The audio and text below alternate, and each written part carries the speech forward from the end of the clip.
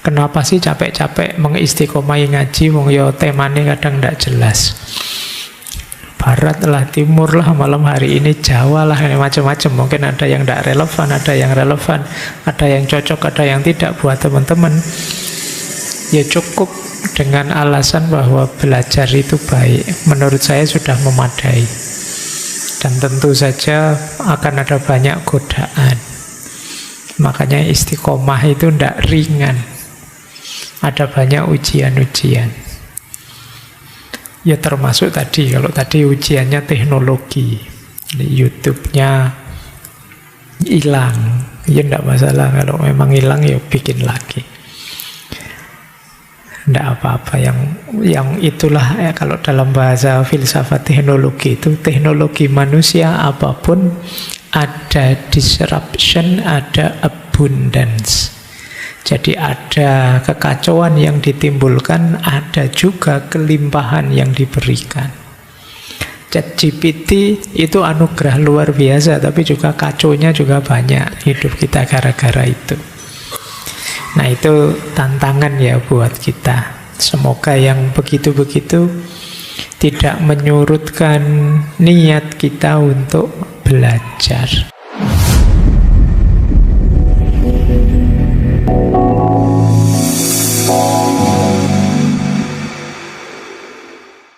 Baik, bismillah, kita mulai ya.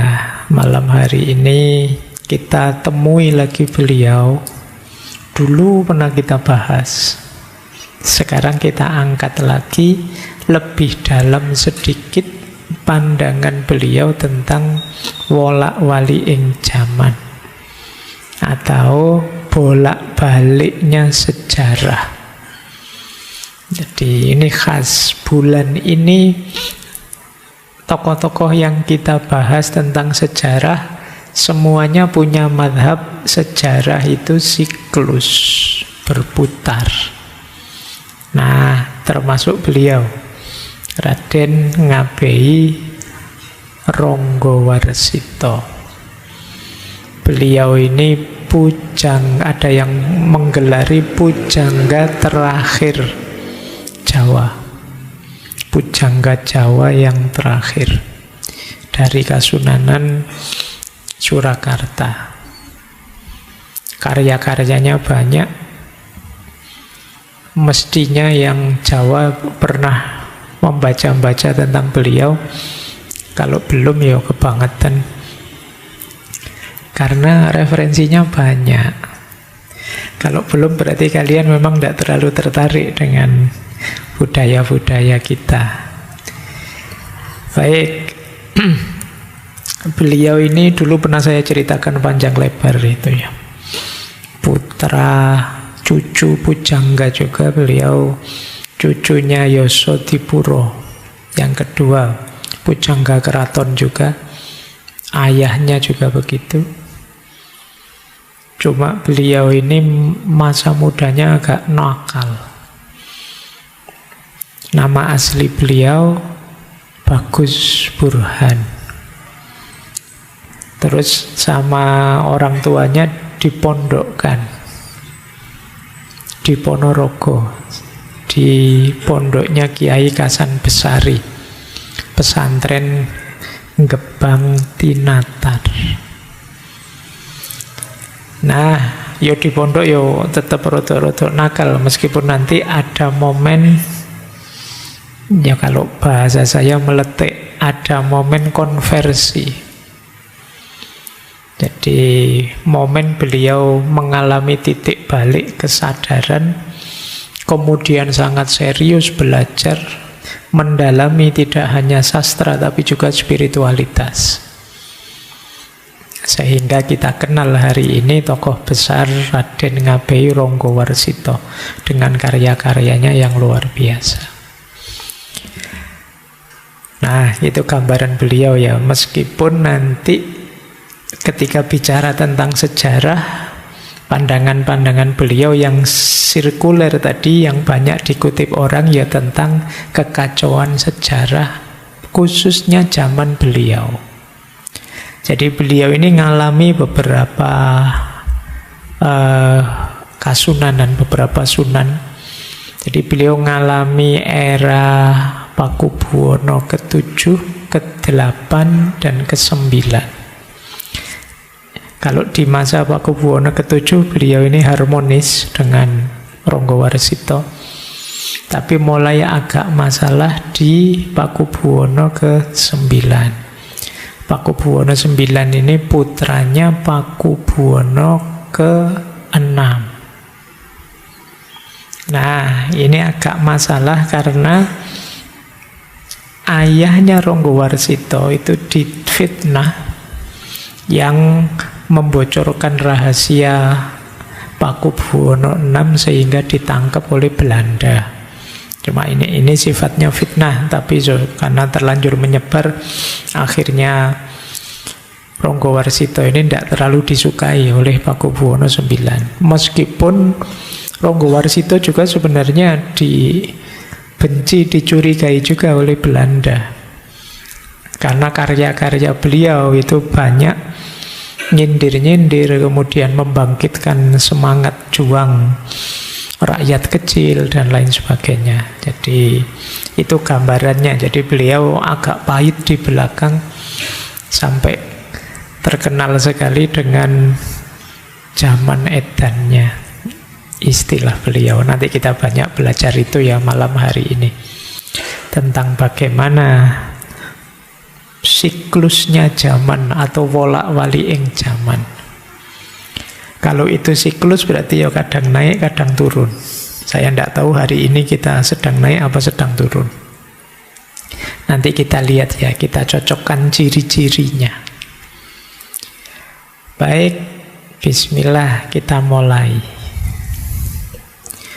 Nah, filsafat sejarahnya Raden Ngabai Ronggowarsito ini, ada yang menyebutnya ini jenis filsafat sejarah yang spekulatif futuristik. Biasanya orang ngomong sejarah itu kan masa lalu.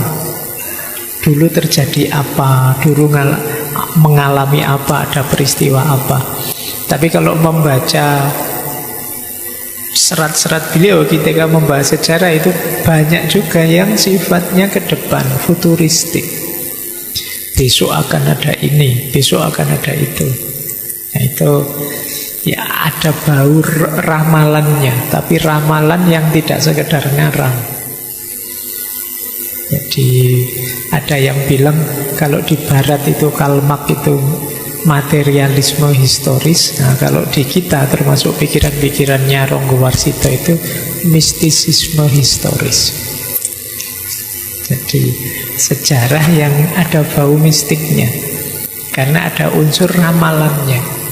Jadi tidak hanya menceritakan masa lalu, tapi juga meramalkan masa depan.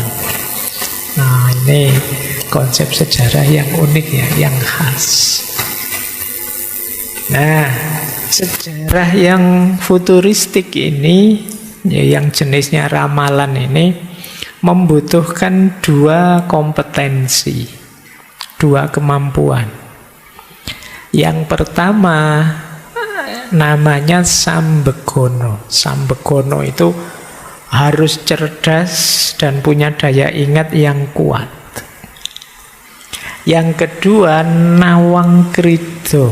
Nawang krido itu mampu menangkap, memahami tanda-tanda alam, tanda-tanda zaman. Kalau dua ini digabung, orang Jawa menyebutnya ilmu titen. Jadi membaca fenomena sejarah tidak sekedar menceritakan fakta, tapi melihat gejala bahkan yang juga tidak terlihat. Jadi ada banyak ilmu titen itu ya, misalnya kalau situasinya seperti ini biasanya sih mau ada apa gitu. Itu namanya ilmu titen. Belajar dari sejarah dulu-dulu. Oh kalau sudah sesama aliran berkonflik ini biasanya mau bubar sih ini. Ini titen. Selalu begitu yang terjadi memang. Nah itu syaratnya dua memang. Butuh kecerdasan, yang kedua kejelian. Membaca tanda-tanda. Jadi membaca kalau dalam bahasa agama sunnatullah, ayat-ayat Allah tidak hanya yang tertulis di Al-Quran tapi juga yang tergelar. Nah, jadi kalian boleh menggeluti ilmu ini kalau merasa tertarik ya, karena saya tidak tahu sekarang jarang yang tertarik ilmu-ilmu ini. Kalian terlalu banyak mengandalkan ChatGPT hari ini. Mesinnya tambah pinter, kaliannya tambah males. Padahal ini dengan membaca ini kalian tidak sekedar menginfokan apa yang kemarin terjadi, ilmu yang sudah ditulis, tapi juga meramalkan, memprediksi apa yang akan besok terjadi. Nah ini khas. Kamu tanya ChatGPT dia tidak akan bisa jawab. Kira-kira 10 tahun lagi ada apa? Itu mungkin bingung dia. Tapi kalau yang kemarin-kemarin dia tahu. Tapi meramalkan masa depan mungkin dia ngarang saja. Mungkin hanya menggabung-gabungkan data yang dia miliki. Tapi kalau yang versi Ronggo Warsito ini, ini yang disebut ilmu titen. Jadi kecerdasan dan kejelian. Membaca yang tidak bisa dibaca oleh orang biasa. Nah, kalian sebenarnya punya sih kemampuan seperti itu, tapi kan levelnya masih level rendah. Misalnya ada temenmu kok tidak pernah masuk kuliah, dikasih tugas tidak ngerjain, kamu kan bisa bilang, besok kamu mesti tidak lulus mata kuliah ini. Itu jenis itu sebenarnya. Ada temenmu gaya pacarannya tiap malam minggu masuk hotel, kamu bilang, ini tidak lama lagi mesti hamil ini. Ini kan ramalan sebenarnya, tapi kan dasarnya apa? Ayat yang kamu baca sekarang, fakta yang kamu lihat sekarang, terus kamu simpulkan ke depannya nanti bagaimana. Cuma kan kalian memahaminya skala biasa, skala rendah. Nah kalau seperti beliau ini bisa membaca mungkin sampai desiran angin, cuaca yang berubah, tidak jelas dan lain sebagainya, mereka bisa membaca. Ini yang disebut ilmu titen.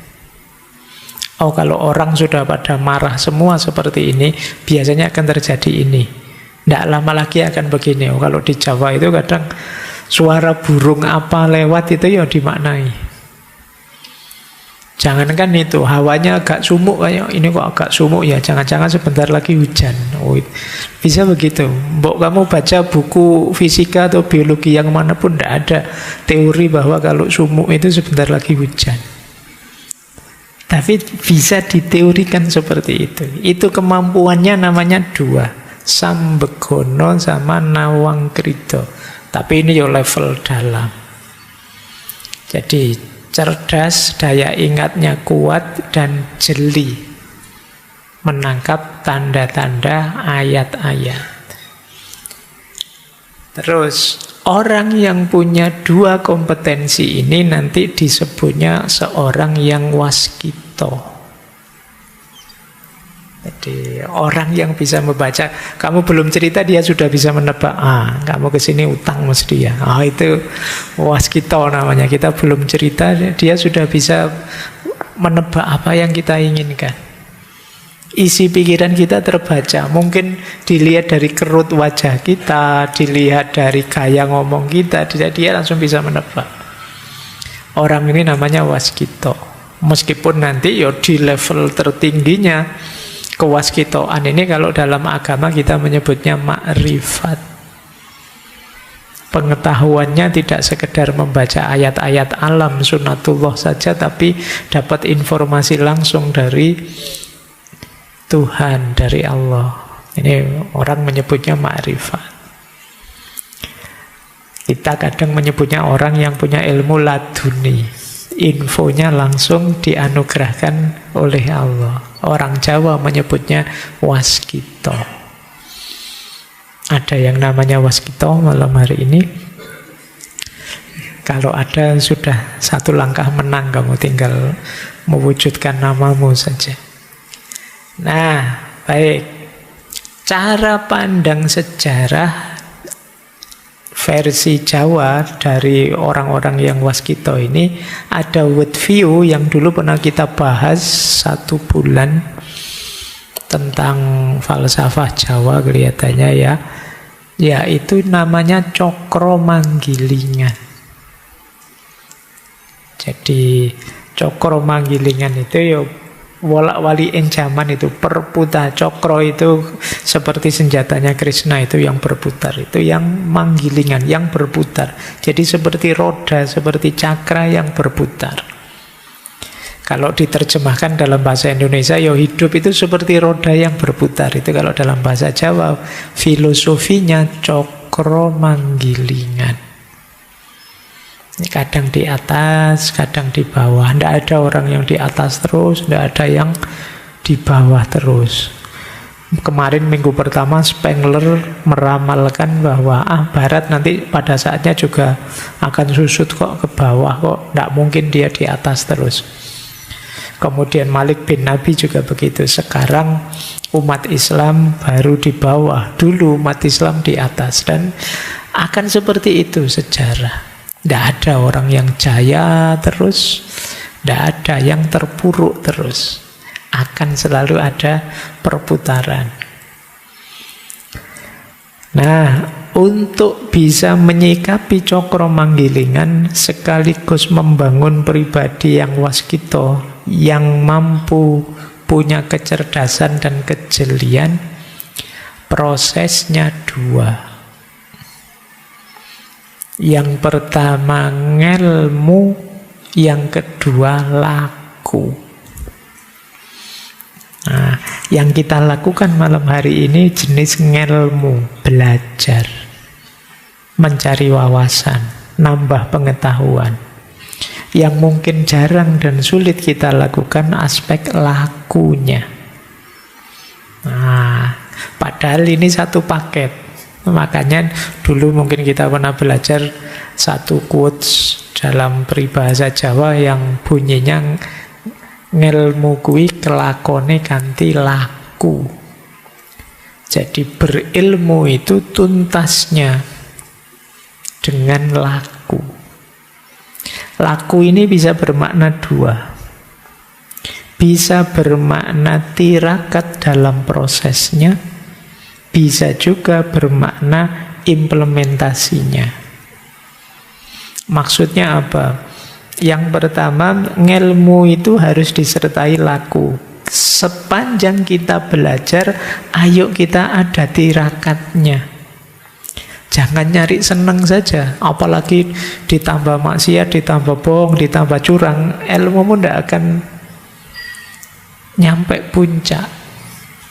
Jadi sering saya ilustrasikan, ya kenapa sih Pak? Kan yang penting meskipun saya bohong, ilmunya tetap bisa masuk. Wawasannya juga tetap bisa masuk. Saya melakukan kejahatan apapun kan tetap bisa saya pahami. Saya nyontek pun kan tetap bisa paham. Cara berpikirnya tidak begitu. Cara berpikirnya adalah ilmu yang mau masuk itu kan masuk dalam dirimu. Jadi diri kita ini wadahnya. Jadi diri kita ini akan nanti ditempati ilmu. Ini logika wadah dan isi dalam filsafat Jawa.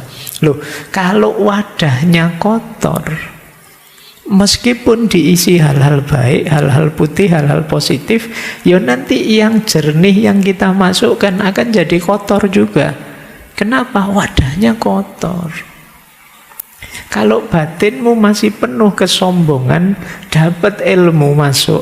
Loh, ilmu ini akan jadi kendaraan untukmu jadi orang sombong. Kalau kamu penuh kedengkian, ya ilmu ini akan jadi alatmu mendengki orang. Itulah kenapa ilmu kui harus plus laku. Laku pembersihan diri, kalau dalam bahasa agama tazkiyatun nafas. Biar wadahnya bersih. Jadi ini untuk teman-teman ya mungkin dosenmu tidak ngerti kamu curang. Dosenmu tidak tahu kamu ngopi saja dari Google, dari ChatGPT dan lain-lain. Tapi masalahnya tidak sekedar nilai. Kalau sekedar nilai sebenarnya nggak terlalu rumit. Kamu sowan saja sama dosennya sambil nggawa salak 10 kilo mungkin aman. Tapi ini loh wadahmu yang kotor. Kamu tidak sadar merusak yang lebih berharga. daripada sekedar nilai, yaitu apa? Jiwamu. Eman-eman. Alah Pak, besok dibersihkan lagi. Tidak sesimpel itu. Karena memperbaiki yang sudah rusak itu jauh lebih berat. Nah, ini mungkin jadi bekal kalian ya. Kalau begitu mending nilai jelek ya Pak daripada curang. Ya mending tidak curang dan nilaimu bagus. Berarti belajar yang lebih serius. Kita sering melalaikan hal kecil-kecil gini. Padahal Al-Quran itu jelas bilang ya, فَمَا يَعْمَلْ مِثْقَالَ ذَرَّةٍ خَيْرًا يَرَهُ وَمَا يَعْمَلْ مِثْقَالَ ذَرَّةٍ شَرًّا يَرَهُ. Jadi kejelekanmu sekecil apapun pasti nanti ada efeknya dan kamu akan melihat, merasakan. Kebaikan juga begitu. Alah Pak, saya tadi ngehack itu cuma iseng saja kok Pak. Iya sih. Mungkin kamu tidak sadar seneng-senengmu itu efek buruknya nanti akan kamu rasakan. Nah, itu ya. Jadi maka ngelmu harus disertai laku. Itu makna pertama. Makna kedua, ngelmu kelakone kanthi laku ya tentu saja jangan cuma berhenti di pengetahuan. Wujudkan dalam amalan, dalam tindakan, dalam perbuatan. Jangan sekedar ceramah tentang kejujuran, jujurlah.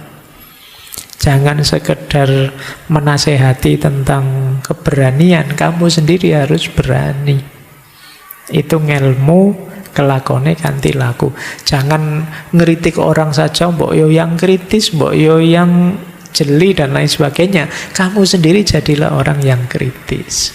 Itu ngelmu kelakone kanthi laku. Nah, kalau sudah bisa menghidupkan ini, ya nanti kalau dalam filosofi Jawa kamu akan menjelma jadi seorang yang jernih visinya, jernih pandangannya, ngerti sebelum diberitahu, weruh sadurunge winarah. Itulah cirinya orang yang waskita. Nah ini ya, ini bahasa saya, ini konteksnya filsafat sejarah tadi yang spekulatif futuristik. Saya lanjutkan. Baik, saya tidak melihat ini dasarnya saja. Sekarang masuk ke sejarah karena ini agak panjang. Saya membawa 3 serat malam hari ini. Yang pertama serat Kolotidho, nanti ada serat Joko Lodang, dan yang ketiga serat Sabdo Jati. Ini ada hubungannya dengan sejarah tiga-tiganya.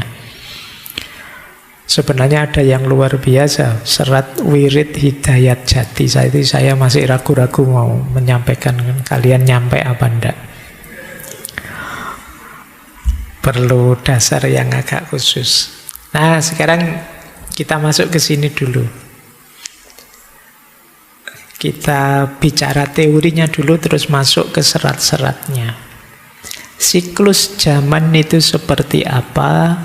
Versinya beliau Ronggowarsito, zaman itu akan terus berputar dari zaman Kolotidho, kemudian jadi Kolobendu, dan pada akhirnya masuk ke Kolosubo.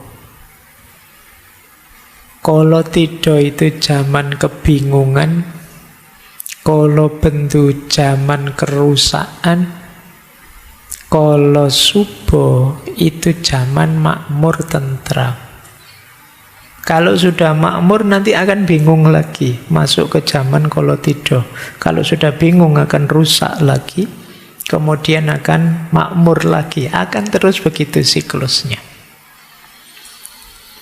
Sekarang kita lihat ya, kita awali dari Kolotidho. Kolo itu artinya waktu, Tidho itu artinya keraguan-raguan, ketidakpastian. Sebelum zaman Kolotidho kan tadi zaman Kolosubo. Kolosubo itu zaman stabil, zaman mapan. Jadi setelah mapan itu biasanya muncul ini, Kolotidho ini. Cirinya apa? Kata Ronggo Warsito, orang itu kalau sudah hidup enak, hidup nyaman, biasanya visi hidupnya adalah tidak ingin kehilangan kenikmatan hidupnya. Tidak ingin kehilangan kesenangannya. Akhirnya apa? Jadi egois. Tidak mau disentuh, tidak mau diganggu. Saya sudah enak ini, jangan disenggol-senggol. Tumbuh jadi egois. Di sini diawali zaman Kolotido. Jadi orang ingin enaknya sendiri, ingin menang terus, ingin senang terus. Dia akan resisten, dia akan marah, dia akan baper kalau merasa kesenangan, kenyamanannya diusik. Ini cirinya zaman Kolotido sudah. Semakin banyak orang egois dan baperan, nah itu ciri-ciri, berarti ini memang zaman Kolotido. Tersinggungan, ndak terimoan. Nah itu berarti dia merasa kenyamanannya diusik. Nah efek jauhnya apa? Orang jadi nafsi-nafsi, individualis. Ndak peduli orang lain, yang penting aku seneng. Yang penting aku nyaman. Setiap orang menganggap aku yang paling benar. Buktinya apa? Aku sekarang enak kok, aku sekarang nyaman kok, berarti aku benar. Kalau orang lain ingin senang, ingin nyaman, harusnya ikut aku, manut aku.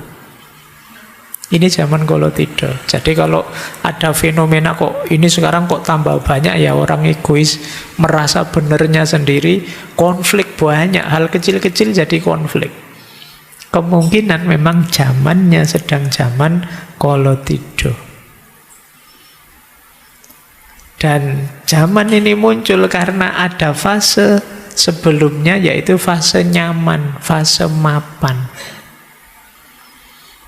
Biasanya orang itu kalau fase ruwet, fase susah itu cenderung lebih kompak. Tapi begitu menang, egoisnya muncul. Jadi ingin enak sendiri, menang sendirinya muncul. Bahkan nanti sampai pada titik benar salah, baik buruk itu tidak penting. Hari ini kita menyebut itu kan era post-truth. Post-truth itu kan melampaui kebenaran. Maksudnya apa? Orang menganggap sesuatu itu benar kalau sesuai kepentingannya, sesuai keinginannya. Jadi era post-truth itu kalau dilihat dari sini sebenarnya menunjukkan zaman sedang zaman Kolotido. Bahwa yang aku anggap benar itulah kebenaran. Yang sesuai dengan kepentinganku itulah kebenaran. Semua orang mengklaim benarnya sendiri-sendiri. Nah, kalau kalian punya gaya seperti itu, ya kalian memang gaya versi Kolotido. Itu nama lain dari orang bingung. Jadi karena tido itu keraguan-raguan, ketidakpastian. Oke ya, ini zaman transisi dari enak menuju tidak enak.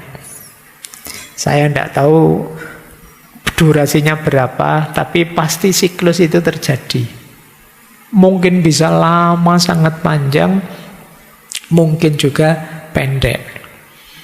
Kalau ini selesai, biasanya zaman Kolotido ini kalau tambah parah, kita tidak bisa mengatasinya, kita akan masuk ke Kolobendu. Ini sudah zaman hancur-hancuran. Kalau tadi zaman Kolotido itu orang serba ragu-ragu, serba tidak pasti. Begitu masuk ke Kolobendu sebenarnya stabil lagi, tapi stabil dalam kerusakan, stabil dalam angkara murka. Disinilah nanti yang baik dianggap buruk, yang buruk dianggap baik. Namanya zaman Kolobendu.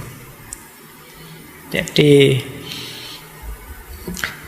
ini nanti yang relevan dengan syairnya Ronggowarsito di zaman edan dari Serat Kolotidho.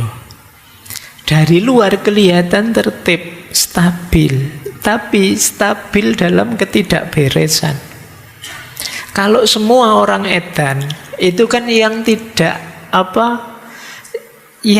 edan akan dianggap edan.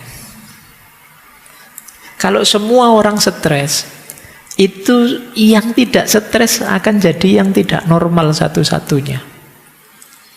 Jadi yang semula tidak normal dianggap normal, yang semula normal akan dianggap tidak normal. Kayak jadi kalau ada orang, saya itu tidak main TikTok, tidak main itu. Oh, zaman kayak gini kan. Jadi dia malah tidak normal sendiri. Apa sih game online itu? Dia akan jadi tidak normal sendiri. Jadi ketika semua orang edan, maka yang tidak edan itulah dia yang edan.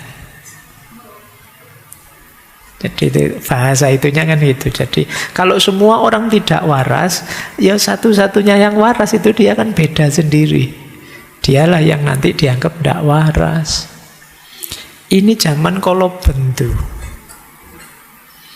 Kalau di berbagai narasi, ya termasuk nanti di Serat Kolotidho dan serat yang lain, zaman kolobendu itu isinya kebolak, ini yang disebut wolak-wali ing zaman.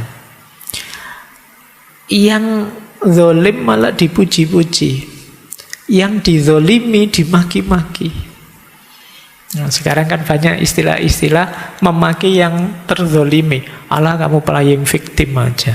Alah, kita sering ada banyak diksi-diksi untuk menyerang orang yang terzolimi hari ini. Nah, jadi banyak tindakan tidak adil. Yang jujur ditertawakan, yang jahat dianggap keren. Wah, hebat orang ini, keren, berani dia. Nah, itu padahal itu kejahatan. Orang yang mulia disingkirkan, yang jahat mendapat derajat. Aturan dijungkir balikkan, nilai diputar balikkan. Yang wanita kehilangan rasa malu, yang laki-laki kehilangan kehormatan. Ini kalau bentuk. Bapak lupa sama anaknya, anak melawan orang tuanya, saudara tawuran dengan saudara, keluarga saling menyakiti, murid melawan gurunya, yang besar sombong, yang kecil tidak tahu diri. Dan ini semua normal di zaman kolobendu. Nah, simbolnya apa? Kembang seruni.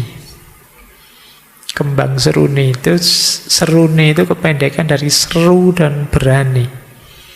Barang siapa suaranya keras dan berani, dia akan menang. Punya pengaruh besar. Entah dia orang pinter maupun tidak pinter, sing penting berani teriak-teriak, berani tampil, maka dia akan punya pengaruh. Ini cirinya zaman kolobendu. Ketika yang negatif-negatif, yang rusak-rusak dianggap normal. Nah, kira-kira kita di zaman apa? Tadi kamu nganggapnya, wah, Kolotidho ini Pak kita. Begitu kolobendu, loh jangan-jangan kita kolobendu. Atau jangan-jangan tiap zaman ada kolobendunya sendiri, ada Kolotidhonya sendiri. Tapi ini pasti akan berputar, kata Ronggowarsito. Kalau sudah memuncak, pada akhirnya nanti kalau kehancuran itu sehancur-hancurnya, akan lahir zaman baru namanya zaman Kolosubo. Zaman Kolosubo itu zaman kegembiraan, zaman stabilitas, zaman kemakmuran. Ya, versi beliau nanti diawali dengan munculnya seorang ratu adil. Kalau dalam Islam dikenal Imam Mahdi. Ini tokoh yang tidak ikut edan pasti. Di kalangan semua orang edan, dia sendiri yang tidak edan. Dan perjuangannya berat. Cirinya, kalau di banyak serat itu, yang pertama sederhana. Yang kedua, tidak berhasrat duniawi. Yang ketiga, misinya hanya ingin membahagiakan orang lain. Yang keempat, spiritualitasnya tinggi. Nah, ini 4 ini ya. Semoga tidak ada, wah jangan-jangan saya itu Pak. Karena dalam sejarah banyak yang ngaku-ngaku sebagai Imam Mahdi, sebagai Ratu Adil. Banyak juga yang oleh masyarakat dianggap Ratu Adil, Imam Mahdi. Dan ini silih berganti. Nanti kalau kita belajar tentang teori-teori tentang Ratu Adil, Imam Mahdi, itu biasanya memang muncul di tengah masyarakat yang sedang tertindas. Jadi mereka mimpinya, yang membuat mereka masih bertahan itu adalah mimpinya bahwa nanti akan datang seorang pembebas. Ratu Adil atau Imam Mahdi. Biasanya ideologi atau pandangan seperti ini laku di masyarakat yang sangat tertindas. Makanya Ronggowarsito tadi banyak dibenci oleh Belanda karena ideologi Ratu Adil ini membuat masyarakat optimis, siap selalu berjuang. Nah, diawali oleh Ratu Adil dan para pengikutnya. Para pengikutnya itu adalah orang-orang yang eling lan waspada. Orang-orang yang hidup dalam kesadaran dan kewaspadaan. Ini orang yang tidak ditelan oleh zaman Kolosubo tadi. Tidak ditelan oleh zaman Kolobendu tadi, sehingga dia survive di zaman Kolosubo. Kalau sudah sukses perjuangannya Ratu Adil dan kawan-kawan, muncullah era kemakmuran. Kalau sudah makmur mapan, biasanya terus geser ke Kolotido lagi. Orang jadi egois lagi, khawatir kehilangan kesenangannya lagi. Tambah rusak, Kolobendu lahir. Kolobendu lama-lama hancur-hancur, muncul seorang pahlawan, penyelamat, pembebas, Ratu Adil dan orang-orang yang masih eling lan waspada. Lahirlah zaman Kolosubo. Dan inilah siklus zaman versi Ronggowarsito. Senantiasa berputar. Nah, tergantung kita. Kalau memang kalian merasa Pak ini Kolotido atau Kolobendu, percepat prosesnya menuju Kolosubo. Dan ya itu ada di kita, biar rodanya muternya cepat, biar tidak lama-lama dalam kehancuran. Rumusnya apa? Rumusnya adalah Triwikromo. Triwikromo itu, Tri itu 3, Wikromo itu kekuatan, keberanian, kebijaksanaan. Triwikromo itu apa? 3 komponennya: masa lalu, masa kini, dan masa depan. Rumusnya 2. Yang kita rasakan sekarang adalah buah perbuatan kita di masa lalu, dan yang kita lakukan sekarang akan kita nikmati buahnya di masa depan. Inilah strategi menaklukkan zaman. Berarti apa? Masa kini jadi kuncinya. Kalau kita ingin hidup nyaman, hidup enak, hidup tentram, masa kini ayo melakukan yang positif, biar nanti di masa depan kita panennya positif. Yang kita rasakan sekarang itu panen dari yang kita lakukan kemarin. Jadi hari ini kamu stres misalnya, itu pasti buah dari yang kamu lakukan kemarin. Entah hidup yang tidak teratur, entah salah pilih teman, entah kesehatan yang tidak dijaga, panennya sekarang. Nah, kalau ingin sekarang enak, harusnya kemarin kalian melakukan yang positif-positif. Maka ayo belajar dari situ. Sekarang kita hati-hati, sekarang kita eling lang waspada, biar di masa depan kita nyaman. Kalau kita terus eling lang waspada, berarti waktu demi waktu kita nyaman, kita tentram. Inilah berarti kita menang, bisa menaklukkan zaman. Jadi itu yang disebut Triwikromo. 3 kekuatan, 3 kebijaksanaan. Jadi kalian jangan mengeluhkan situasimu hari ini, karena situasimu hari ini itu hasil perbuatanmu kemarin. Kalian jangan takut dengan apa yang terjadi di masa depan, karena yang terjadi di masa depan itu adalah buah yang kamu lakukan sekarang. Maka sekarang lakukan yang terbaik, insya Allah masa depanmu tidak perlu dicemaskan. Di banyak kesempatan kan saya sampaikan, orang bahagia itu yang tidak menyesali masa lalu dan tidak mencemaskan masa depan. Untuk tidak menyesali masa lalu dan tidak mencemaskan masa depan, taklukkanlah waktu, taklukkanlah zaman dengan cara ini. Baik, nanti mesti ada yang komentar, iya Pak, kalau diomongkan itu segampang itu Pak, kalau dijalankan itu berat. Ya sidik-sidik, pelan-pelan. Karena memang polanya hidup, atau kalau bahasanya orang stoik, divine reasonnya hidup itu seperti ini. Apa yang kamu tanam hari ini, ya kamu akan menuai besok.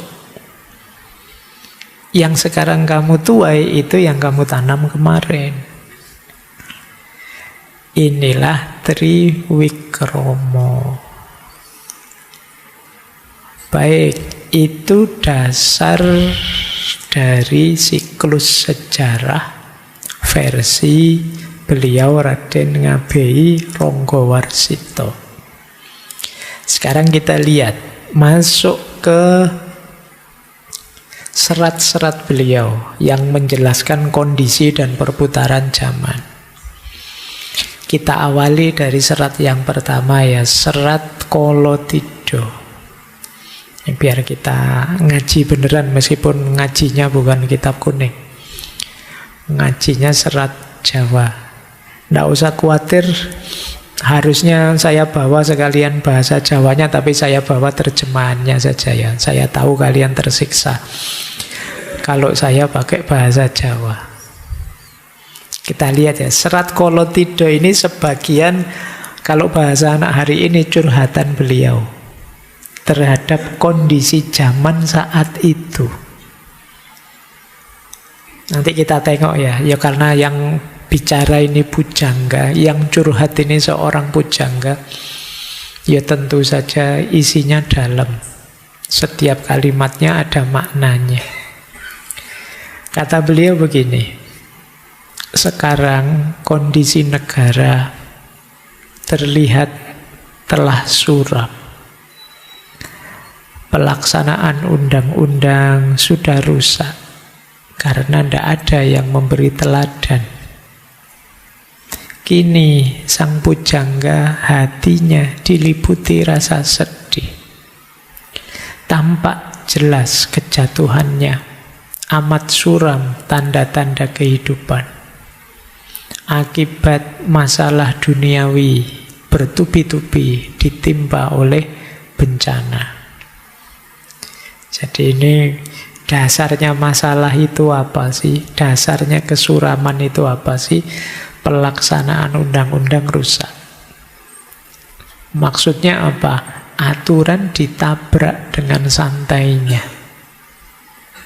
Jadi norma-norma hidup dicuekin. Itu Itu maksudnya undang-undang disebut rusak. Kenapa kok bisa begitu? Karena tidak ada yang meneladankan. Jadi, kalau yang tokoh-tokoh tidak meneladankan, bagaimana rakyat kecil bisa melakukan yang baik? Jadi karena tidak ada yang ditiru, ya mereka akan meniru yang jelek-jelek dari yang harusnya memberi teladan. Dan ini yang versi Raden Ngabei Ronggowarsito disebut kondisi negara telah suram. Dan ini tidak bisa diingkari karena memang situasinya kolotido. Padahal ini di bait kedua, rajanya seorang yang utama, patihnya pun pilihan. Para menterinya sangat serius ingin menyejahterakan rakyat. Pegawainya pun pinter-pinter, baik-baik. Meskipun demikian, tidak menjadi penolak datangnya zaman Kolobendu. Bahkan semakin menjadi-jadi. Berbagai rintangan mengganggu. Berbeda-beda perbuatan angkara orang di seluruh negara. Jadi meskipun yang dipilih mulai raja, patih, menteri, sak pegawai-pegawainya orang hebat semua, tapi memang zamannya zaman Kolobendu yang tidak bisa dibendung. Setiap orang punya angkara murkanya masing-masing. Ada yang angkara murkanya korupsi, ada yang angkara murkanya nyontek, ada yang angkara murkanya maki-maki orang, ada yang semua orang angkara murka sesuai makomnya masing-masing. Nah, ini zaman Kolobendu sudah. Dan tidak sadar, memang zaman edan. Dianggapnya itu sah-sah saja, normal saja, baik-baik saja. Nah, kayak ini keprihatinan beliau. Ini zaman itu ya, kalian tidak usah mikir aneh-aneh. Ini zamannya Ronggowarsito, itu beliau lahirnya 1801, meninggal 1873, jadi awal abad 19. Saya lanjutkan. Yang ketiga, baitnya, daripada menangis sedih, bangkitlah wahai sang pujangga. Meski diliputi penuh duka cita, mendapatkan rasa malu atas berbagai fitnahan orang. Karena beliau ini banyak difitnah, banyak dituduh yang bukan-bukan. Mereka yang mendekatimu menghibur, seolah membuat enak hatimu, padahal bermaksud memperoleh keuntungan, sehingga merusak cita-cita luhur karena tidak hati-hati. Jadi ini beliau curhat, ya banyak sih yang mendekat-dekat, tapi ya karena tadi zaman sedang rusak, semua orang egois dengan kepentingannya, mereka mendekat ya hanya ingin mencari keuntungan sendiri. Terus beliau cerita, ini tentang beliau. Jadi beliau ini ada kabar akan dinaikkan jabatannya, akan diberi pangkat, tapi ternyata tidak. Dasarnya terbetik berbagai berita, kabar angin, namun bohong. Kalau bahasa hari ini hoax ya. Jadi zaman itu ya sudah ada hoax. Sang pujangga hendak diangkat menjadi pemuka, akhirnya malah berada di belakang. Katanya mau diangkat tapi ternyata malah tersisihkan. Apabila dipikir dengan benar, apa untungnya berada di depan? Malah menanam benih kesalahan, disirami oleh air kelupaan, lalu berkembang menjadi kesukaran. Jadi sudah harapan palsu, Dan toh juga tidak ada maknanya, tidak ada pentingnya. Ada isu mau diangkat, dinaikkan jabatan, tapi ternyata malah disingkirkan. Dan setelah dipikir-pikir, apa sih gunanya maju ke depan jabatan yang tinggi? Jangan-jangan hanya membuahkan kesalahan saja, menambah masalah saja. Nah, ini hasil renungan beliau saat itu. Nah, kita tengok lagi lanjutan curhat beliau. Dalam kitab Paniti Sastro terdapat ajaran dan peringatan di zaman yang penuh bencana, orang bijaksana justru kalah dan di belakang.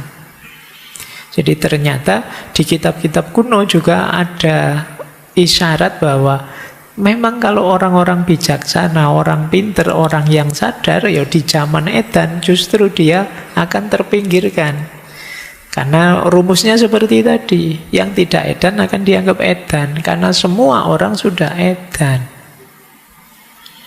Demikian kalau diperhatikan, apa gunanya kita percaya pada berita-berita kosong? Justru semakin menyakitkan hati. Jadi sudahlah, tidak usah terlalu terpengaruh oleh berita-berita yang tidak penting, tidak perlu. Kata beliau, lebih baik nulis saja cerita-cerita kuno, teladan.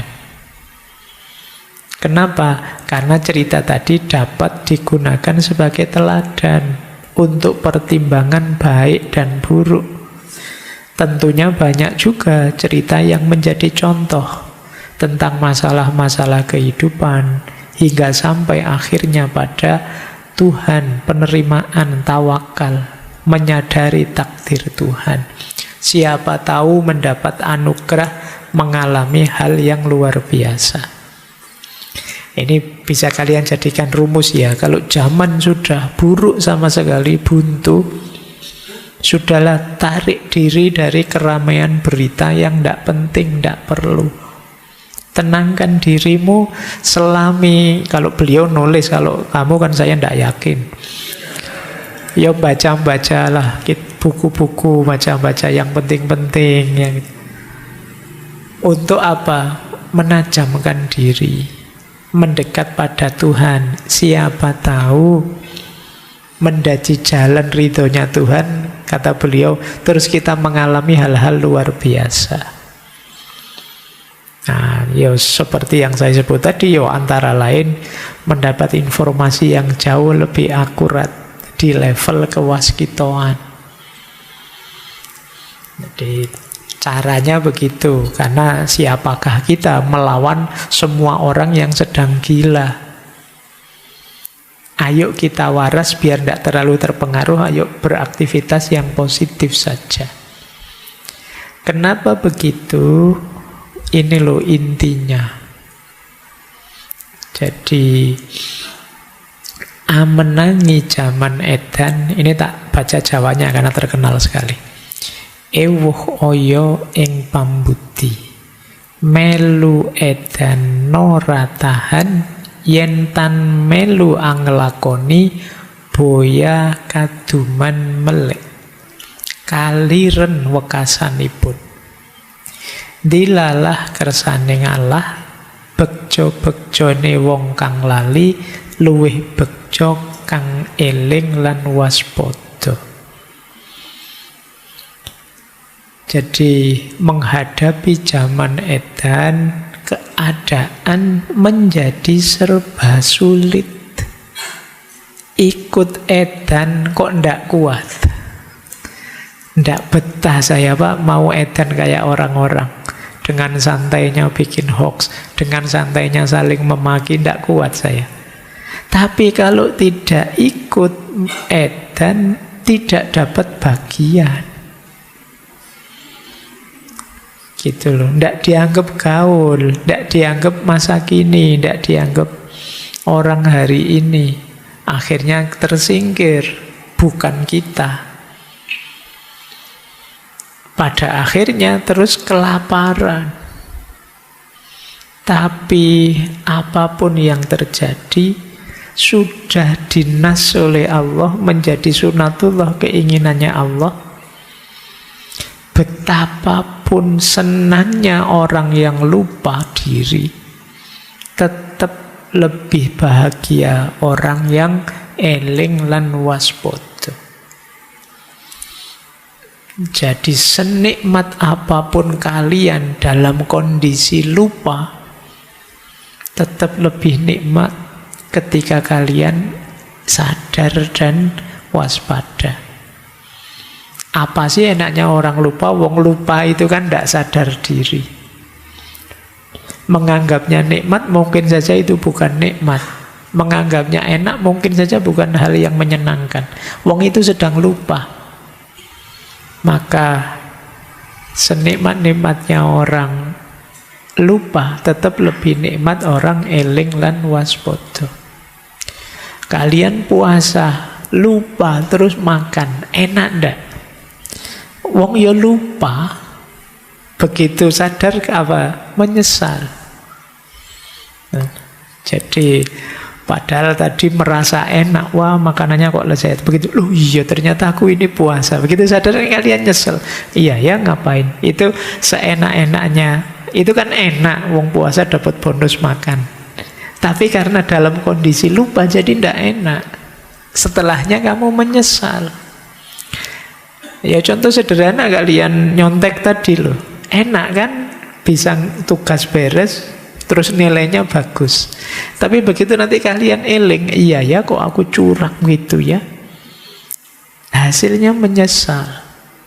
Jadi dan kondisi jiwa yang kalau dalam istilahnya Imam Ghazali kan ada yang lawamah, ada yang mulhamah. Orang lupa itu yang kondisi jiwanya lawamah ini. Ada juga yang amarah bahkan. Lawamah itu dalam dirinya ada pertarungan baik dan buruk, tapi yang menang selalu yang buruk. Akhirnya kamu menyesal. Kadang-kadang juga mulhama. Mulhama ini masih ada kurang sadarnya juga. Karena mulhama itu pilihannya selalu kebaikan, tapi belum nyampe yang tertinggi mutmainah. Karena kadang-kadang nyesel juga. Ya misalnya apalah kalian berdua sama pacarmu misalnya mau nyebrang, mau pegang tangannya, Anda boleh bukan muhrimnya, terus kamu tidak jadi pegang, mau pegang lagi Anda jadi. Ya kamu benar pilihanmu, memang tidak boleh bukan muhrimnya. Tapi begitu sampai rumah, eman-eman ya tadi, mbok coba tak pegang lah, ya lumayan ya tadi masuk. Ini masih pilihanmu benar, tapi masih ada menyesalnya. Wah eman-eman kok ya. Nah ini masih mulhama, masih golongannya wong kang lali. Nah kalau bisa ya mutmainah, orang yang eling lan waspada, senantiasa sadar. Kalau sudah eling lan waspada ya tidak ada menyesalnya. Tidak ada pertarungan dalam dirimu, otomatis milih yang baik. Dan ini jauh lebih menguntungkan, jauh lebih membahagiakan dibandingkan bahagianya orang lupa. Wong orang lupa ya kalau ingat biasanya ya sudah tidak bahagia lagi. Jadi maka siap-siaplah teman-teman, meskipun semua orang di dunia ini edan, kalau bisa jangan edan. Karena entah kenikmatan apa dari orang yang edan, nikmatmu dalam kesadaran itu jauh lebih besar. Ini jadi rumusnya. Jadi mungkin ini zaman kala tido atau kala bendu, tetap senjatanya eling lan waspada. Eling itu dimensinya vertikal dan kedalaman diri. Sadar diri kita sebagai makhluk Allah, sadar diri kita sebagai khalifahnya, sadar hakikat hidup kita, kenapa kita dihadirkan di muka bumi. Ini namanya orang eling. Kalau waspada itu awas terhadap sekeliling kita. Akalnya hidup terus, hatinya menyala terus. Ini terus kita jadi waspada. Tidak mudah tertipu, tidak mudah tergoda, tidak mudah kejeblos yang salah, yang dosa, dan lain sebagainya. Ini namanya orang yang waspada. Jadi eling lan waspada jadi kuncinya melawan zaman edan. Nah, lanjut ya. Ini, kalau ini saya baca cepat ya. Ini cara mengatasinya dengan spiritualitas. Demikianlah perumpamaannya, padahal menginginkan. Bukankah demikian Paman Doblang? Jadi isyarat zaman edan tadi ya, kita harus eling lan waspada.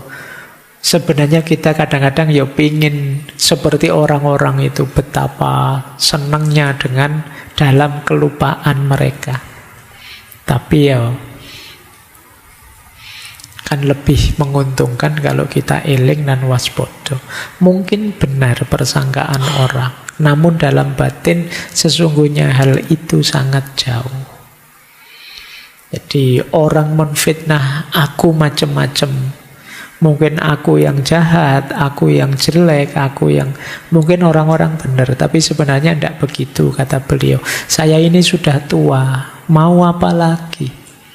Sebaiknya menjauh dari keramaian supaya mendapat anugerah kasih Tuhan. Ini kalau dalam bahasa tasawuf. Kalau zaman memang sudah tidak teratasi lagi, saatnya minggir, saatnya kita uzlah, menjauh. Berbeda bagi mereka yang telah teguh sentosa, jiwanya dituntun Tuhan. Betapapun tingkah laku perbuatannya tidak susah untuk berhasil oleh karena datangnya pertolongan Tuhan. Jadi kalau orang sudah dekat dengan Tuhan, ya apapun yang dia inginkan mudah terwujud. Tuhan senantiasa memberi petunjuk dan pertolongan kepada semua makhluk. Apapun yang diinginkan. Meskipun demikian masih harus tekun ikhtiar. Ayo mendekat pada Tuhan sambil tetap berikhtiar. Yo jangan ndak peduli. Jangan cuek. Nah, kalau saya yang sudah tua ini, kata beliau, sekedar menjalani hidup, hanya bertindak untuk menyenangkan hati, asal tidak masalah. Karena orang tua berkata, ikhtiar itu sesungguhnya memilih jalan agar selamat. Sambil terus berusaha disertai awas dan sadar yang bertujuan mendapat kasih dan anugerah Tuhan. Jadi intinya di antara solusinya adalah kembali kepada Tuhan, ikhtiar semampunya, kemudian jangan lupa mencari kenyamanan diri kita, penghiburan untuk diri kita. Kata beliau, saya sudah tua, asal tidak membuat masalah lagi, saya melakukan yang menenangkan hati saya. Jadi kuncinya di situ. Kalau sudah mentok, kalian stres judek luar biasa. Apalagi generasi kalian kan sering dituduh generasi yang lemah, generasi yang itu. Dan kalian juga gampang overthinking, terdistraksi ini, terdistraksi itu. Kalau solusi dari Ronggo Warsito, ya yuk kembali mendekat saja pada Tuhan. Kuncinya di situ. Nah, nanti serat Kolotidho ini diakhiri dengan doa. Jadi, ya Allah, ya Rasulullah yang bersifat pemurah dan pengasih, semoga berkenan melimpahkan pertolongan yang menyelamatkan di dunia hingga di akhirat, tempat hidup hamba. Karena sekarang hamba sudah tua, pada akhirnya nanti bagaimana, semoga ada pertolongan darimu. Semoga dapat sabar sentosa, laksana mati dalam hidup. Nah, ini istilahnya terkenal sekali ya, mati sakjeroning urip. Matri sakjroning urip itu matinya hawa nafsu, hasrat-hasrat negatif, hal-hal yang negatif dalam diri kita. Terbebas dari segala kerusuhan, angkara murka menyingkir semua dengan berkonsentrasi diri memohon kasihnya Tuhan. Senantiasa melatih hatinya untuk patuh agar dapat mengurungkan kutukan sehingga mendapat sinar terang sekedarnya. Berserah diri agar dapat masuk surga keabadian. Baik, ini bahasa saya tadi ya, ini semacam curhat kalau bahasa anak hari ini tentang situasi zaman di era beliau. Ini mungkin jadi bahan refleksi kita ya. Bagaimana menyikapi wolak-wali ing zaman. Kita lanjutkan. Serat Joko Lodan. Kalau ini lebih filosofis, menggambarkan kekacauan zaman. Istilahnya menarik. Joko Lodang. Joko itu perjaka, Lodang itu yang sudah tuntas pekerjaannya. Sudah longgar, sudah selesai perjalanannya. Itu lodang. Kalau kalian sibuk sekali, terus semua tugasmu selesai, terus kamu santai-santai karena beres semua, itu kan lodang namanya. Nah, Joko Lodang itu anak muda, seorang perjaka yang sudah tuntas. Nah, ini langka. Biasanya perjaka itu ya urusannya masih banyak, masih dikejar-kejar ini itu. Tapi kalau perjaka kok sudah lodang, ini luar biasa. Nah, Joko di situ sebenarnya maksudnya anak muda yang masih jernih, belum terpengaruh apa-apa. Itu Joko. Ya orang Jawa kan menyebutnya masih ding-ding, masih belum terkontaminasi hal-hal yang negatif-negatif. Benar-benar Joko. Meskipun saya tidak tahu Jokomu apa Joko yang benar ding-ding, atau sudah terkontaminasi macam-macam. Jadi seorang yang jernih, yang perjalanannya sudah tuntas. Nah, nama lainnya Joko Lodang. Ada apa dengan Joko Lodang? Nah, kita lihat ya. Kita baca yang pertama, yang bagian gambuh. Joko Lodang datang bergelantungan, lalu duduk secara tidak sopan dan berkata dengan keras. Ini menarik ya, orang yang sudah tuntas perjalanan spiritualnya datang sambil bergelantungan, duduk tidak sopan, kemudian bicara dengan keras. Ini sebenarnya satu sindiran yang luar biasa, karena kadang-kadang kebenaran itu tidak selalu nyaman untuk didengar, tidak selalu enak untuk dilihat. Jadi jangan dikira kebenaran itu selalu enak. Kenapa? Karena kita sering sudah dirutinkan oleh situasi, sehingga kadang-kadang untuk hal-hal yang memang benar itu kita rasanya ingin menolak. Ada satu cerita yang terkenal sekali dari tradisi Sufisme. Jadi satu ketika ada seorang sufi yang bertemu seorang raja yang sedang berburu. Jadi raja ini dengan rombongannya sedang berburu, di tengah hutan ketemu seorang sufi. Terus bilanglah raja ini pada sufi tadi, "Wahai Syekh Sufi, mbok saya dinasehati biar saya jadi raja yang lebih baik. Tolong tunjukkan saya kebenaran." Nah, terus sufinya tanya, "Apa kamu benar siap mendengarkan kebenaran?" "Siap. Saya memang sejak dulu ingin mencari kebenaran." Nah, tidak lama setelah itu tiba-tiba Anaknya raja, putra mahkota datang mendekat. Terus Sufi itu bilang, wah ini anakmu ya putra mahkota, dia akan mati loh. Wah, begitu mendengar kata-katanya Sufi tadi bahwa anaknya ini akan mati, marah raja ini. Sampean itu tak suruh ngajari saya kebenaran, malah mengutuk anak saya. Dia ini putra mahkota, gimana bisa didoakan mau mati? Terus Sufinya bilang, loh saya tidak mendoakan, saya kan bicara fakta saja, kebenaran saja. Siapa sih orangnya yang tidak mati?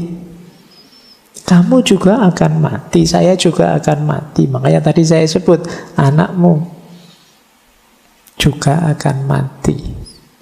Ternyata kamu belum siap mendengarkan kebenaran. Nah, jadi ini persis seperti Joko Lodang ini. Orang, wah itu ndak sopan itu, wah itu ndak beres itu. Tapi memang kebenaran kadang menyakitkan. Jadi kebenaran kadang-kadang kan kita tolak. Meskipun sudah ada faktanya, sudah ada buktinya, sudah ada kenyataannya, kita tolak hanya karena ndak cocok dengan keinginan kita, ndak sesuai dengan harapan kita. Alah, yang jadi kok bukan yang saya dukung ya. Terus kita mati-matian nolak. Ini memang kebenaran itu pahit. Maka Joko Lodang datang dengan bergelantungan, tidak sopan. Terus kata-katanya keras. Apa yang dia katakan? Ingat-ingatlah, sudah kehendak Tuhan bahwa gunung-gunung akan merendah, sedangkan jurang-jurang akan meninggi. Karena kalah perang, maka akan diusir dari negerinya. Ini menarik. Jadi gunung yang tinggi itu akan bisa merendah. Jurang yang dalam akan bisa meninggi. Ini sebenarnya isyarat wolak wali ing zaman. Kalian yang sedang tinggi, jangan sombong, pada saatnya akan runtuh rendah. Kalian yang sedang di bawah rendah, jangan putus asa karena bisa saja nanti kalian akan naik ke atas. Jadi, dan pada saatnya itu akan terjadi. Ada juga yang memaknai, ingat-ingatlah bahwa besok justru orang-orang mulia akan direndahkan dan orang-orang rendah akan naik jabatan. Jadi ini juga kebenaran. Makanya kita harus siap menghadapinya. Zamannya memang begitu. Namun jangan salah terima. Pahami kata-kata ini. Sebab bagaimanapun juga, meskipun merendah satu gunung, akan tetap terlihat bekasnya. Beda dia dengan jurang yang curam. Jurang yang curam itu meskipun dapat menonjol, namun tanpa tanggul akan mudah longsor. Semua yang dituturkan di atas sudah menjadi kehendak Tuhan. Akan terjadi sesuai Sengkolo, Sirno Toto Esti Wong. Ini Condro Sengkolo itu cirinya Ronggo Warsito kalau meramal. Plus tahunnya dan biasanya pas. Tahun 1850. Cuma nanti kita bahas yang Condro Sengkolo, bisa dicek di Ronggo Warsito yang dulu. Sudah saya jelaskan detail. Nah, jadi gunung bisa merendah, jurang bisa muncul ke atas. Tapi meskipun merendah, meskipun runtuh, meskipun jatuh, gunung tetaplah gunung. Meskipun dia naik setinggi apapun, kalau dia jurang, tanpa ada tanggulnya dia akan longsor. Longsor berarti ke bawah lagi. Orang-orang mulia bisa turun derajat, terhinakan, tersisihkan, tapi bagaimanapun dia tetap orang mulia, akan ada bekasnya. Akan tetap ada manfaat pengaruhnya. Tetapi jurang yang naik itu, kalau tidak ada tanggulnya, tidak ada yang menopangnya, Yang semula hina, rendah kok naik ke atas, pada akhirnya juga akan longsor. Dan itulah kehendaknya Tuhan. Jadi ini nanti berhubungan dengan ramalan beliau tentang kemerdekaan. Jadi saat itu beliau sedang prihatin banyak bangsa Indonesia yang jadi kerja rodinya Belanda. Tapi beliau mengingatkan tidak apa-apalah. Yang penting kita tetap jadi orang mulia. Meskipun runtuh ke bawah, tetap kita punya kemuliaan. Tapi kalau kita rendah, entah dengan jalan kerendahan yang manapun, meskipun kita naik ke atas, pada akhirnya kita akan tetap hina karena longsor. Nah, ini cara pandang beliau. Baik, melalui Joko Lodang. Nah, ketika yang mulia turun ke bawah, yang rendah naik ke atas, situasinya seperti apa? Dijelaskan di bagian sinom. Segala keinginan tidak ada yang terwujud. Kita ingin ini, tidak terwujud. Ingin itu, tidak terwujud. Apa yang dicita-citakan buyar. Apa yang dirancang berantakan. Ingin menang malah kalah. Nah, agaknya hukuman Tuhan yang datang. Yang tampak hanya perbuatan tercela. Orang besar kehilangan kebesarannya. Lebih baik tercemar nama daripada mati. Jadi orang besar kehilangan kebesarannya. Kenapa? Mereka hanya mengejar yang duniawi. Bahkan namanya tercemar juga tidak masalah. Itu istilah beliau, lebih baik tercemar daripada mati. Sementara yang orang kecil tidak mau mengerti keadaannya. Orang kecil yang tidak mengerti keadaannya itu kan mengeluh terus, protes terus, tidak puas terus, ngamuk terus. Jadi yang besar salah jalan, yang kecil tidak tahu diri. Orang alim penuh kepalsuan, di luarnya putih, dalamnya kuning. Ulamanya gemar maksiat, madat, madon, minum, berjudi. Para haji melemparkan ikat kepala hajinya. Kopiah hajinya dibuang. Ini kalian maknai sendiri ya. Tidak teko mocone. Wanita kehilangan kewanitaannya karena pengaruh harta benda. Semua hanya bertujuan harta benda saja. Semuanya ingin kaya, maka yang alim jadi palsu. Di luarnya kelihatan putih sekali, tapi dalamnya kuning. Kenapa? Tujuannya duniawi. Ada ulama yang gemar maksiat. Ini sindiran beliau. Orang-orang yang sudah haji malah melemparkan kopiah hajinya. Tidak peduli dengan status hajinya. Yang wanita mengejar harta saja sehingga mudah dipengaruhi. Para pedagang dan saudagar tidak dihormati. Yang dihormati hanyalah harta bendanya saja. Itu mungkin kita sering ngeritik-ngeritik, maki-maki pengusaha ini, pengusaha itu, tapi kalau disangoni ya gelem. Nah, itu yang dihormati hanya hartanya saja. Jadi bukan orangnya. Seluruh dunia berorientasi benda. Kesengsaraan menjadi-jadi. Nah, ini pakai sengkolan lagi ya. Nirsat estining urip. Nirsat estining urip itu ya 10681 1860 tahun Jawa. Tahun Jawa berarti sekitar tahun 1930 Masehi. Ini ganas-ganasnya Belanda. juga orang-orang kita mungkin yang kerjasama dengan Belanda. Penghabisan penderitaan bila semua sudah mulai bertobat sepenuhnya kepada kekuasaan Tuhan, sepenuh jiwa. Jadi lagi-lagi solusinya tetap kembali. Ayo kita sadar untuk kembali pada Tuhan. Nah, ini 3 yang terakhir dari serat Joko Lodang. Mendengar semua itu Mbok Perawan. Ini menarik ya. Ada Joko Lodang, ada Mbok Perawan. Bukan Mbok Rondo loh ya. Kamu istilah Mbok mesti Rondo. Tapi saya bilang Mbok Perawan. Mbok itu kalau dijawab bisa kakak perempuan.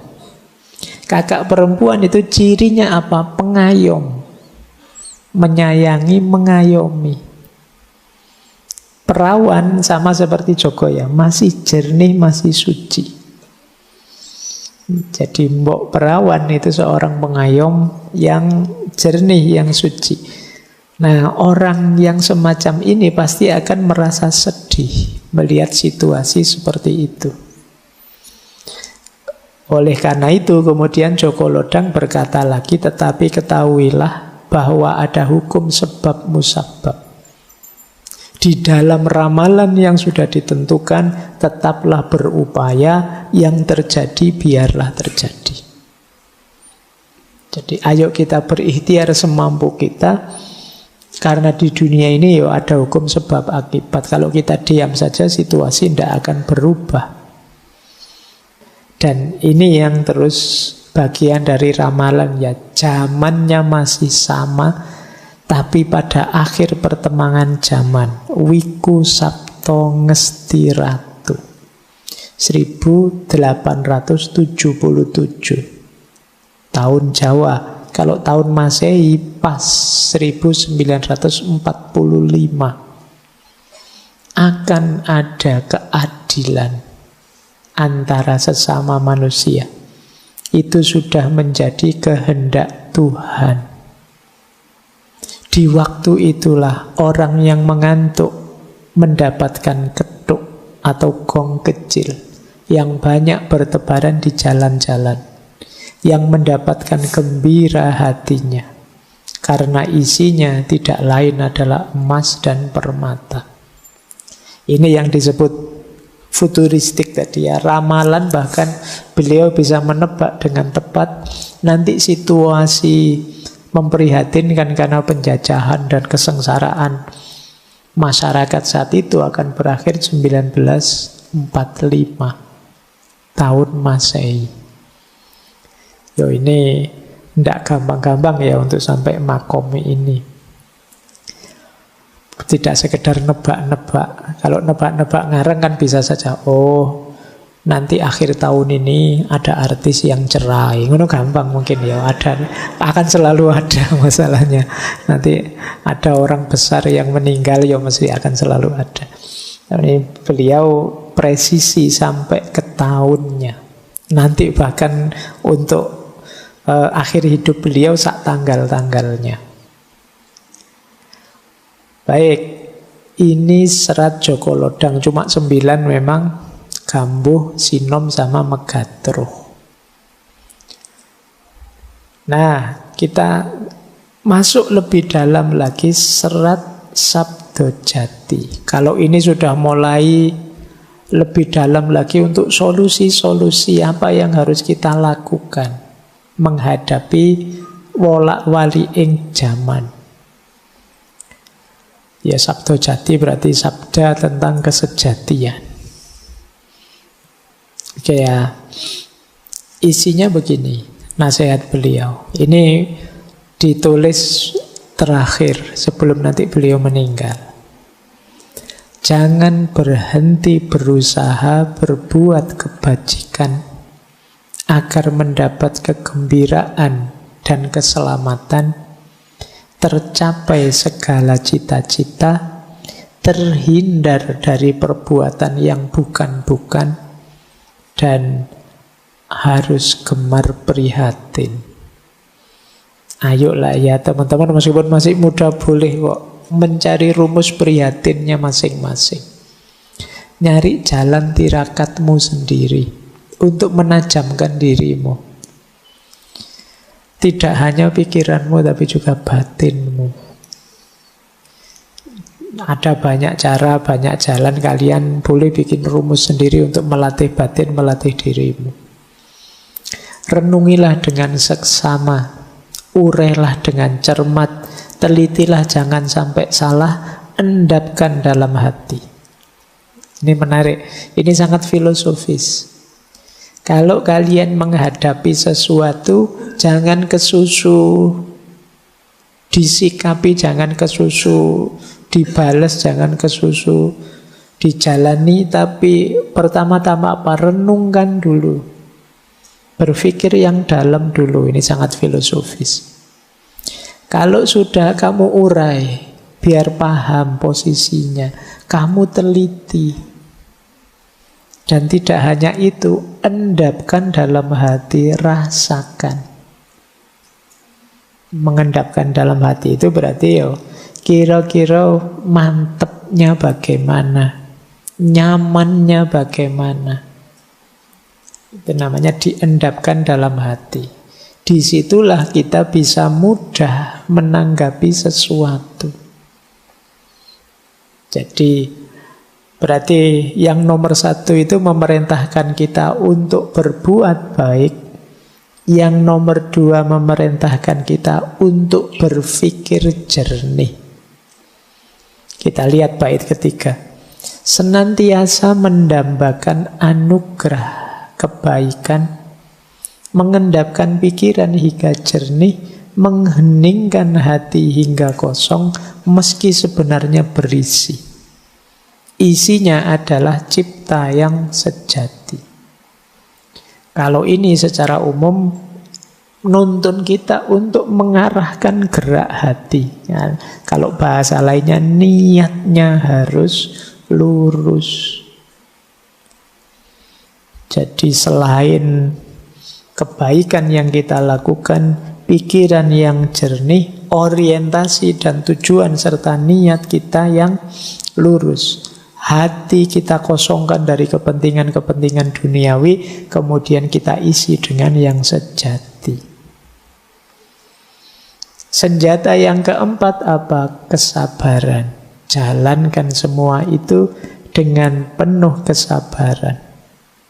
Sebab jika bergeser akan mengkhawatirkan. Jika kesurupan setan gundul yang menggoda membawa kendi, berisi uang banyak. Nah, yang bisa membuat kita kesurupan apa? Setan gundul. Setan gundul itu ya biasanya membawa kantong isinya uang.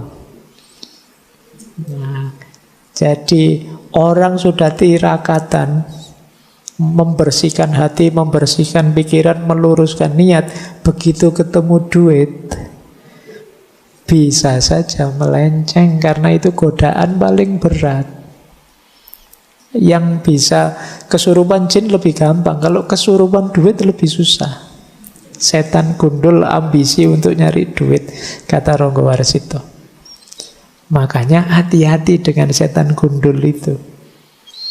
Kan kita selama ini ada prinsip UUD, sopo-po ujung-ujungnya duit. Dengan uang apa sih yang tidak selesai? Tapi kalau kita seperti itu, ya kita kehilangan kejernihan diri tadi. Eman-eman. Nah, maka ayo kita prihatin, tirakat, ayo membersihkan pikiran, membersihkan hati, ayo mengorientasikan diri ke arah yang positif, niat yang baik.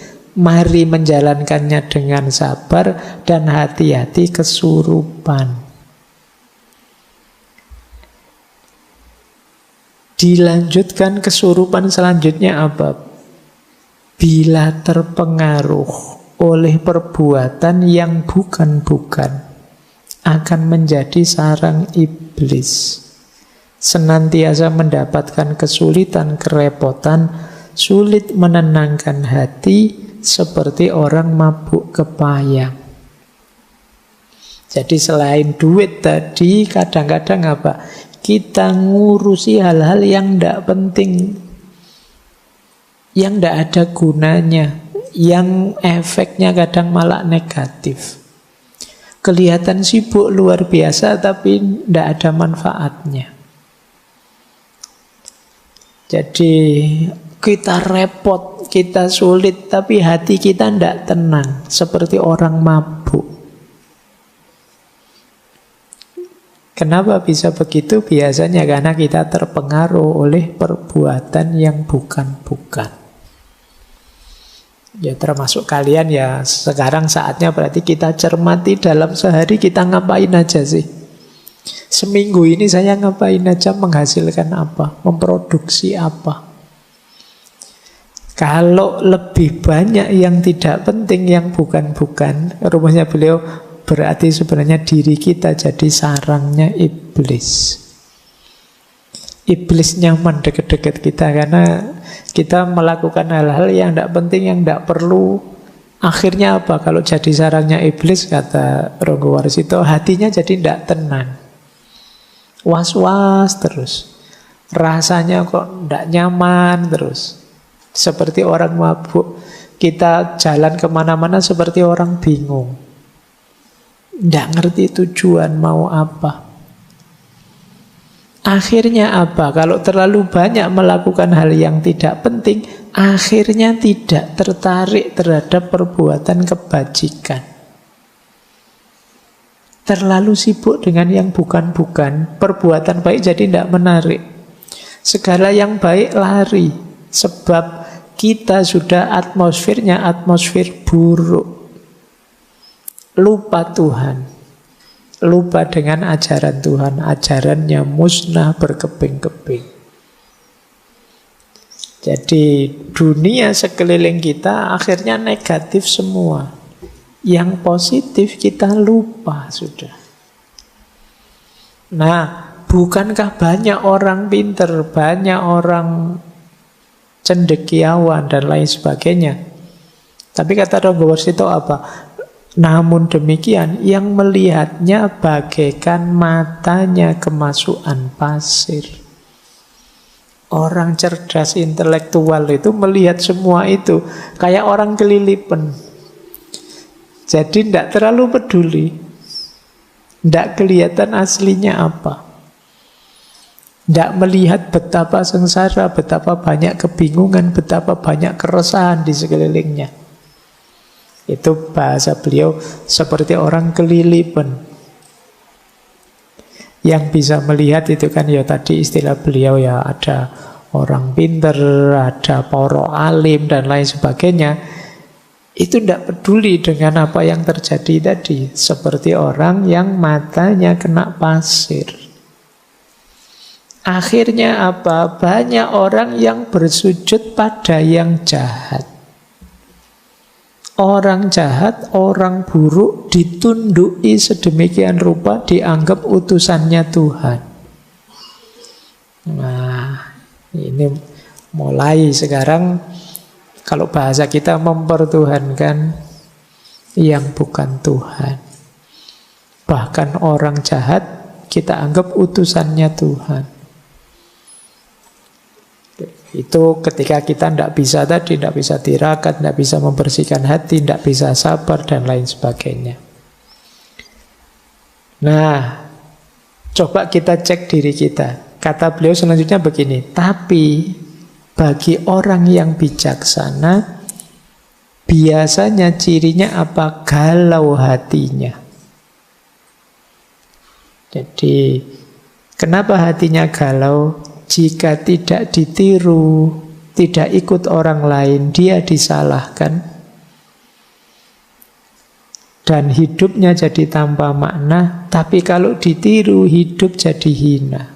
Jadi orang bijaksana, dia bisa melihat, tapi dia bingung. Kalau saya ikut orang-orang, hidup ini jadi tidak ada maknanya. Tapi kalau saya ikut orang-orang, hidup ini jadi hina. Nah, milih mana kamu, hidup tidak bermakna atau hidup hina? Nah, itu berarti kata Ronggo Warsito, tidak percaya kepada Tuhan. Lagi-lagi beliau mengakhiri, yuk kembali sajalah pada Tuhan, pencipta segala sesuatu. Mereka yang sungguh-sungguh akan berhasil. Kebahagiaan akan datang atas kemurahan Tuhan. Tuhan mengabulkan semua permintaan jika dilakukan dengan tulus. Tuhan akan menolong, tidak kurang sandang pangan, terkabul semua keinginan. Ini beliau menarik. Di belakang terus beliau bilang, bla bla bla bla, beliau bilang, sang pujangga sambil menasehati, membuka rahasia ilahi yang banyak tersembunyi, sehingga dapat diketahui. Manusia yang hidup di zaman kerepotan, keburukannya meningkat, perbuatannya menjadi-jadi, pikiran-pikirannya sesat, keampuhannya tidak tampak lagi. Lama-kelamaan makin memprihatinkan. Merasakan ramalan tersebut, sang pujangga senantiasa merenung diri, melihat zaman penuh keprihatinan. Selesainya kapan? Ini ramalan lagi ya. Lagi-lagi beliau menyebut tahun 45 nanti. Waluyane benjang lamun ono wiku, memuji ngesti sawiji, sabuk lebu lir majnun, gali bedan tudang tuding, anacahken sakeing wok. Selesainya besok, ketika ada seorang wiku. Wiku ini setara, kalau sekarang mungkin begawan.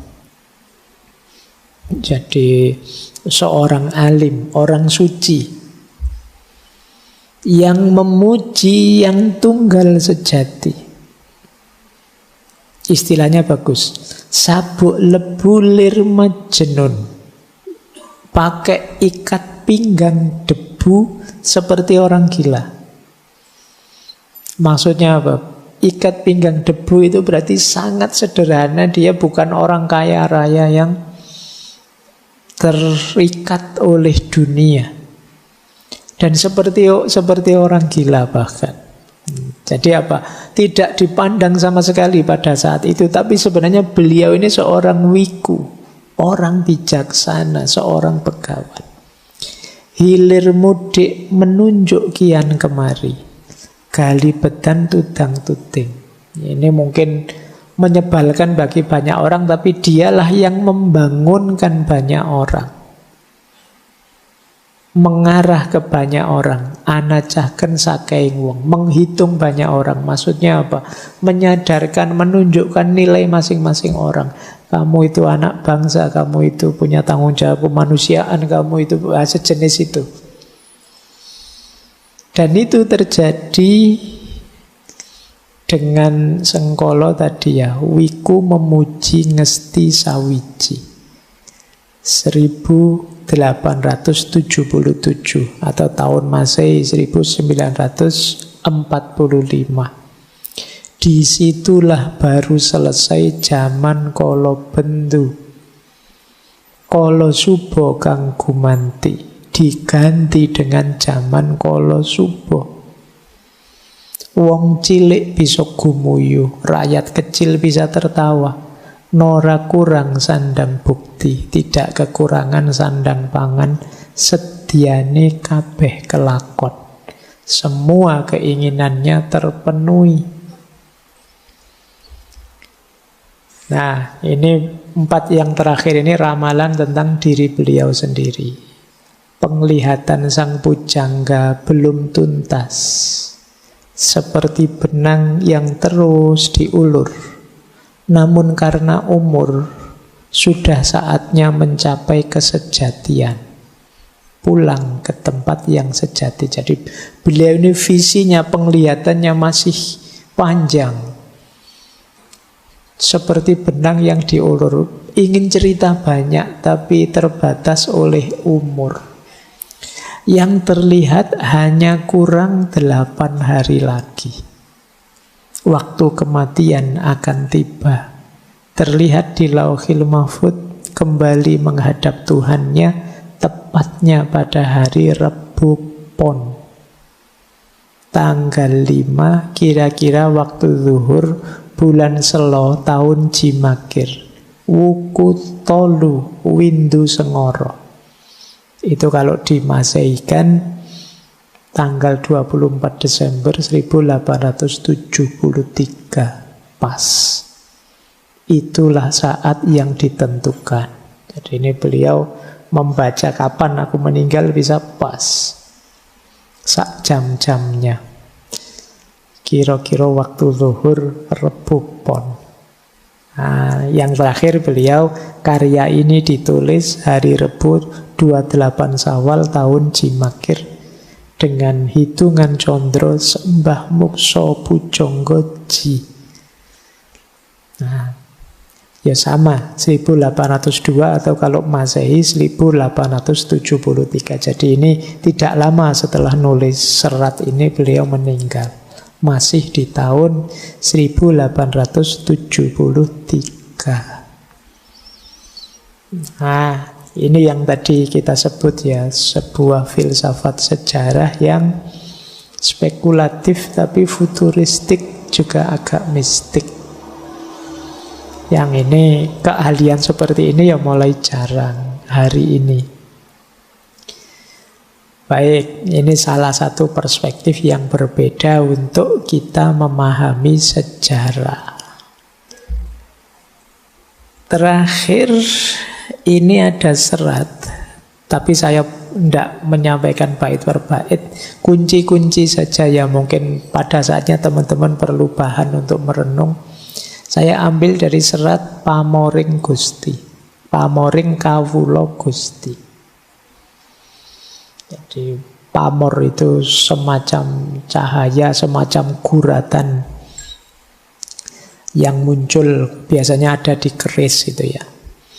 Nah, ini salah satu jalan ya menghadapi zaman edan. Tadi kita akan diminta untuk mendekat pada Allah. Apa sih yang harus dilakukan? Topo. Menurut Ronggo Warsito ada beberapa jenis topo. Ya istilahnya topo itu bahasa tasawufnya uzlah, menjauh, melakukan bahasa Jawanya tirakat, bahasa sufistiknya riadoh, latihan. Topo paling dasar ya topo jasmani, fisik. Ya kalau kita di bulan Ramadan itu kan topo fisik, puasa fisik. Ada topo budi. Topo budi itu kita menetapi akhlak yang terpuji, menyingkirkan akhlak yang tercela.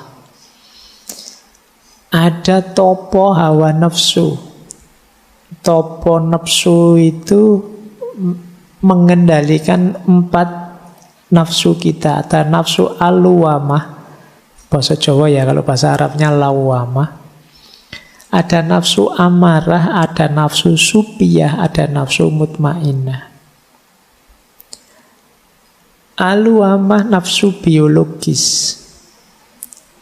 Amarah itu emosi. Supiyah itu ambisi, pikiran, duniawi. Mutmainnah itu hati, ketenangan. Ini 4, mari kita kendalikan, itu namanya topo nafsu. Ada topo rasa. Topo rasa itu memusatkan perhatian selalu pada Allah. Mengheningkan hati, mempertajam mata batin. Batin kita sambungkan terus. Dalam zikir mengingat Allah. Namanya topo rasa. Kalau sudah topo rasa, ada topo sukmo. Topo sukmo itu ikhlas, batin jernih, dan hidup harmonis dengan sesama dan dengan alam semesta. Ada lagi topo cahyo, tirakat cahaya. Maksudnya apa? Membentuk jiwa kita agar tidak tergoda oleh cahaya duniawi apapun.